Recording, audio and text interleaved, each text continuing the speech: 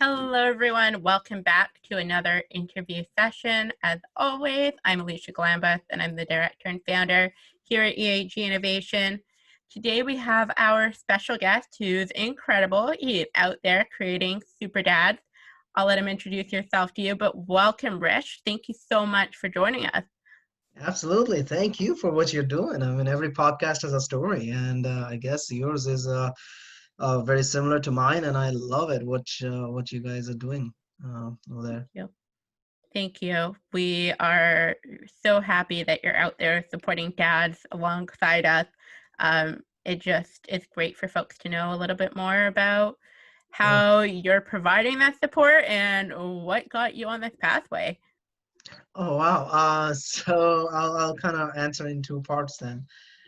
So really, I mean, the whole mission that I'm on right now really started from my own pain, and after a rocky marriage and a lot of emotional abuse, which is very unheard of or talked about, not unheard of. I think it's a stigma. No one talks about it. That men also gets abused, and it's just part of that is the social stigma that we are all living in right now, and no one wants to talk about it. No one wants to discuss it. No one wants to feel less than the person next to them. So that's probably was something that's hard to understand, but long story short, like I kind of went through that myself, and then I was heavily dependent on alcohol because of that, because I was being gaslighted and I was being um, emotionally abused in ways that even I was questioning myself that this is not happening. Uh, and then it was about like my son was, I would say, 8 or 9 months or maybe 10. And when he first called me Dada, I was not sober. Sometimes you just need to have that extra pain that really burns you to kind of wakes you up. I think that was it for me. I was like, I don't know what's going on. I need to change. This is definitely not helping. So that was my turning point. That was my huge revelation. Like I'm in a wrong marriage, and I need to stand up for myself, and I need to find help. So everything kind of connected one by one, and I am a single father now, and I'm enjoying my fatherhood. But during this time frame, I realized like I had the resources, I had the intellect, I had the money to see a counselor during all my difficult times. I had the resources to join a gym to take my mind off and really physically be fit and healthy. I had been a self-improvement nerd for 12 years. So I follow Tony Robbins, Brennan Burchard, like you name it, I read it, and books are my friends. But then what about the men who don't have those resources? Yeah. And then this data is staggering. 70% of the suicide in this world is committed by men. 6 out of 10 men have admitted they have suffered from PTSD and anxiety, but did not open to their wives, partners, friends, and families. 1 in every 5 men are suffering from some sort of depression related to their childhood or their current situation. I mean, these numbers are real. They are. And that kind of got me in the mission. I'm like, I'm gonna use this as a purpose, because sometimes, you just feel so much pain that you know that you came out of it, and you don't wish on upon others.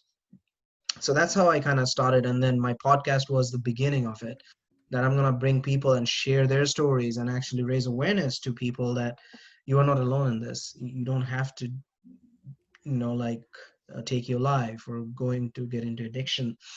uh, and that's how it all started, until when I kind of started getting my podcast up and running. A lot of people said, like, talk to people, you can help. Talk to people how you overcame, and showing up as authentic, as vulnerable as you are. So I'm like, oh, okay. So I kind of started talking to different men, and that's how it kind of grew. So now I'm coaching men and dads in getting into their heart space and really connecting to themselves. And that's where this program called Super Dad program came about, where really helping dads with trauma and abuse in childhood or even in current situation, that they cannot open up, one, to create a safe space, and two, that they can still be connecting to their heart when it comes to the kid, and be a good parent, be a good dad. What would you say to men who don't think they have the capacity to join that kind of program, or they aren't feeling ready for a coach, yet they feel alone right now? Well, the thing is, I think the term coach, the moment you start saying coaches and therapists and counselors, men don't like it. And it's not like the men don't like it. Let me break it down for your listeners. It's the ego in us don't like it. It's not the men. Mm-hmm. All men have a little boy inside them. And it's just like more we grow up to keep up with the society, we just put this mask on, and that just becomes our thing. So I believe all men cry, we just don't show it. The idea is to show it and really kind of open up. So to have that understanding of that, to see if I'm showing up as myself or if I'm completely showing up as someone else. And that's really that matters. And I know I kind of digressed from your question. What was your question again? Sorry. I was gonna say, what would you say to men who are feeling alone right now? What's the Right. first step they can take? Yeah. So it's not the coach. It's imagine your coach as your accountability partner. Imagine your coach as your friend. Imagine your friend as your coach if you don't feel like sharing, but just reaching out and have that connection and create that safe community, that you're not really just talking about self-distracting. Mm-hmm. I think like a lot of men, like we do have our trip, man trip, but all we talk about, basically all that goes on there is just completely different things, and the problems that have been shared. So more and more of these trips should be normalized, and more of this should be brought into attention, that this create the safe space, family, friends, anyone. Yeah, I think it's a big challenge for men to show vulnerability and authenticity when society has put all this stigma and all this pressure on them.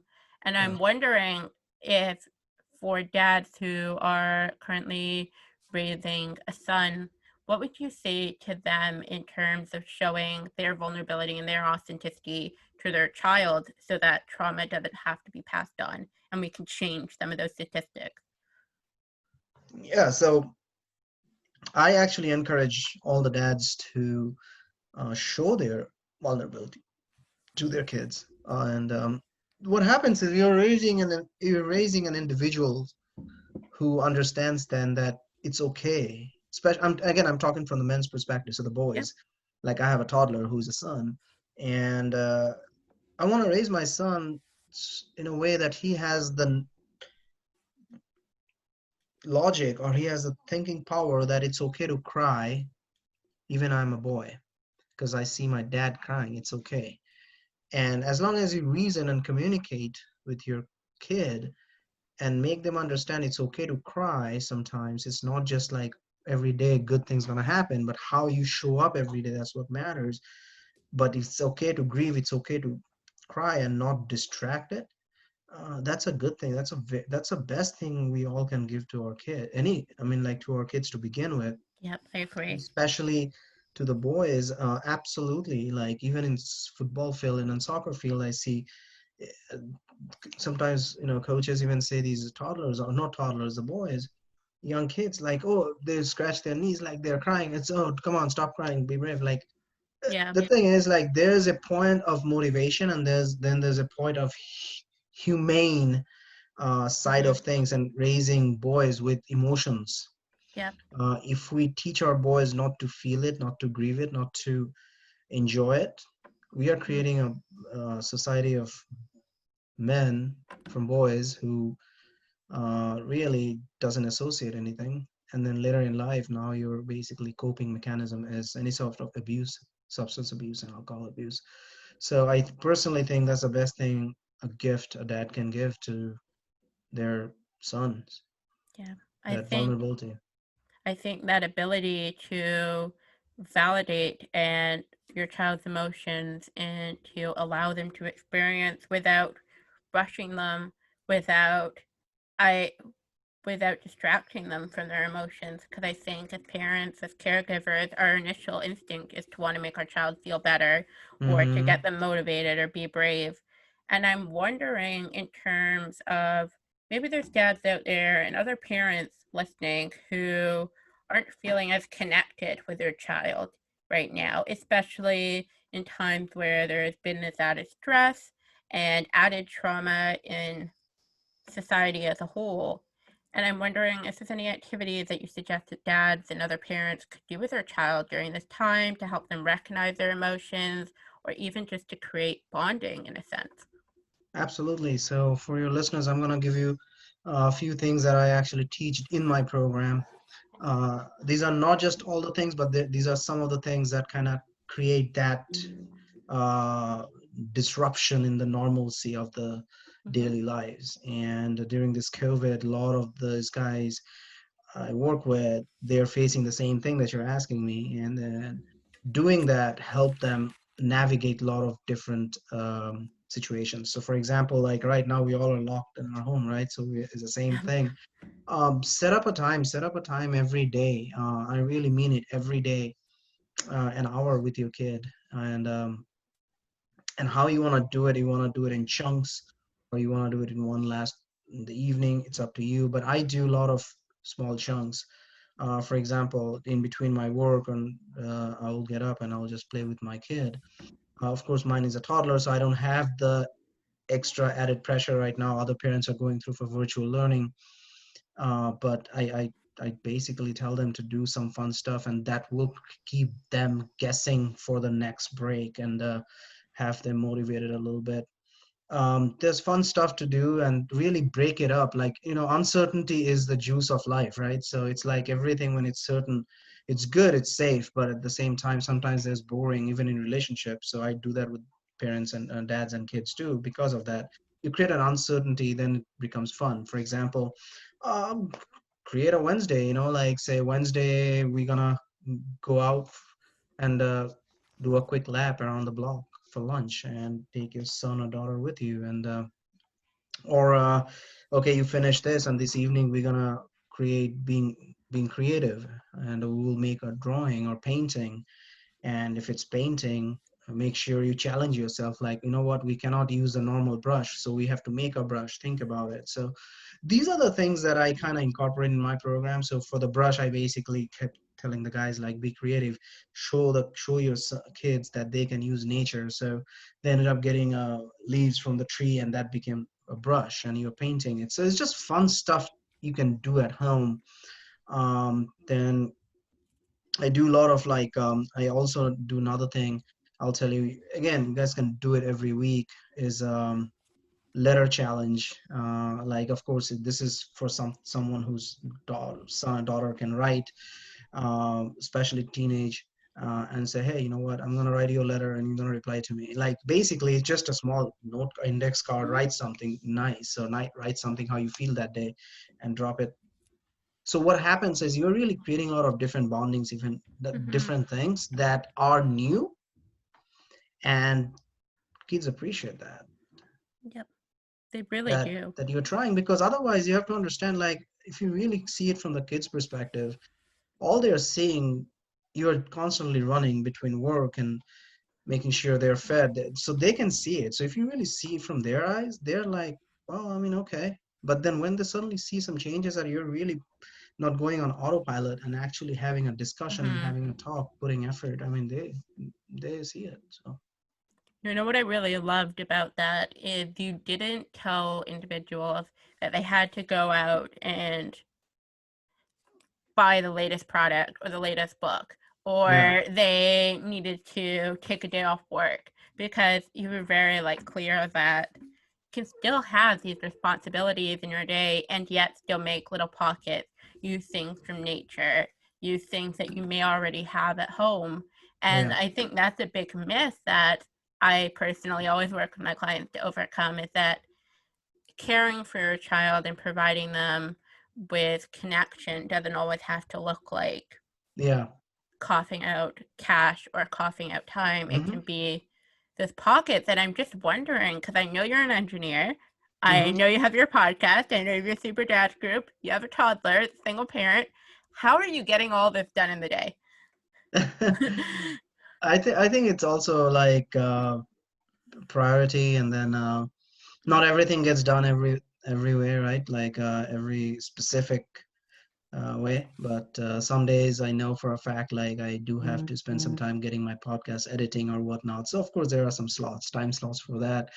But no, I love it. It's busy life, and making a difference, and getting to connect. And really, what really brings me the most joy is that amount of many people I'm meeting, and then just sharing my ideas, and that's changing stories. Like, I'm going to interview a couple of them soon, that they have tried some of the process that I showed them. And one of them is like getting very popular suddenly. I might actually do that Yes Day challenge pretty soon on Facebook. Amazing. I do this called Yes Day with the kids, and I actually tell the dad to do it. That means it pushes the dads to get out of their comfort zone, and also it gives that bonding. Yes Day means like no matter what happens today, everything my kid will say, I will say yes to it. It's a very Yeah. scary thought. It's a very Yeah. scary thought. I've personally seen YouTube videos of families doing that because Yeah. I had a family tell me that this was something they were going to try. Their child saw it on YouTube and they wanted to do it. And it's funny that the kids will ask for the simplest things. Sometimes they just Mm-hmm. want pancakes for breakfast, and then they want to watch a movie with you, and Exactly. then they want to go to the Exactly. park. And a lot of the times they just want to be heard and listened to. Yeah. And I think what you're doing in sharing those stories and some of the amounts of process and the work you created and put into this project, I think you're really using this as an opportunity to uplift men. And that's not something we see a lot. We see men in competition, we see men in situations of stress and pressure. And Mm-hmm. I'm wondering, how are you feeling as that movement goes towards men uplifting each other more and being a part of that yourself? Yeah, so I think like one of the thing that it's collaborating with a lot of people in the same space, right? It's not like the other day someone on a summit asked me, who are my competitors? I'm like, I mean, it's such a mission, it's such a purpose. I mean, I feel like more people join me, more people, or I join them. You have to be a team. There's no gain in it. It's basically everyone's gain, and even women basically create a movement where men, some of these things should be absolutely normalized. I Yep. mean, it's just like, so I see it in long run. I think like we are going there. I mean, nowadays we do have the permission to do all of these, and if you really pay close attention to a lot of stuff, that you will realize like that is so true. And movies are showing that, like, men are not just shown in like a old machoistic way. Yep. Men are also shown in a very weak way or vulnerable way. So definitely the shift is happening, but the problem is like, who's gonna tie the bell, right? Like that's Yep. tiger's neck. So that's the problem. Like that's, no one wants to really kind of come out and say, yeah, I mean, we'll do it. So I'm just part of the movement. It's already been started. A lot of big names are already involved. But again, it's just like overall, it just creating awareness and doing everyone's part, and just being a dad, like bringing our sons and our Yep. daughters to understand that uh, every gender has their role, and at the same time we also have a role as human being and not as genders, Yep. which is basically emotions are not gender based, emotions are No. human. Yep. So a son can cry as much as the same as a daughter can cry. There's no harm in it. So Yeah, I think it's all about our human connection to the universe, and a lot of that is through the emotions and the way we feel about each other and the idea of essential goodness. And I'm wondering if folks are looking to be a part of that movement or are thinking about that they want to be a part of one of your challenges. Where can they find you? How can they get in touch?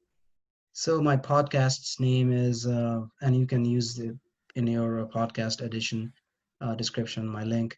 It's on Dads and Deadlifts. on iTunes. I have a Facebook and Instagram page, Dads and Deadlifts.